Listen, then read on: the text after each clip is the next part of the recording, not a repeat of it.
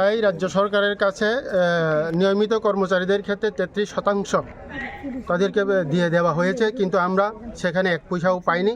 তাই আমরা অনুরোধ করব রাজ্য সরকারের কাছে, কারণ অন্যান্য কর্মচারীরা একই বাজারে তারা যেই বাজারে বাজার করে আমরাও সেই বাজারেই বাজার করে খেতে হয়। কাজেই এই যে সমকাজে সমবেতনের যে প্রতিশ্রুতি এবং বিগত নির্বাচনেও সর্বশিক্ষা শিক্ষকদের জন্য প্রতিশ্রুতি দিয়েছিল, কিন্তু সেই প্রতিশ্রুতি রাজ্য সরকার বা সরকার পালন করেনি। নিজেদের প্রতিশ্রুতির প্রতি তারাই খেলাপ করছে।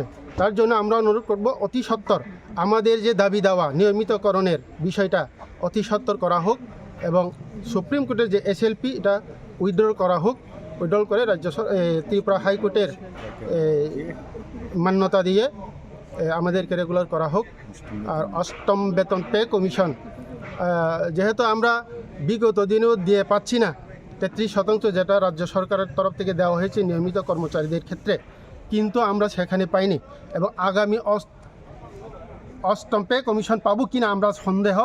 তার জন্য আমরা রাজ্য সরকারের কাছে বিনম্রভাবে আবেদন রাখছি যাতে আমাদের ক্ষেত্রেও অষ্টম পে কমিশন লাগু করা হয়।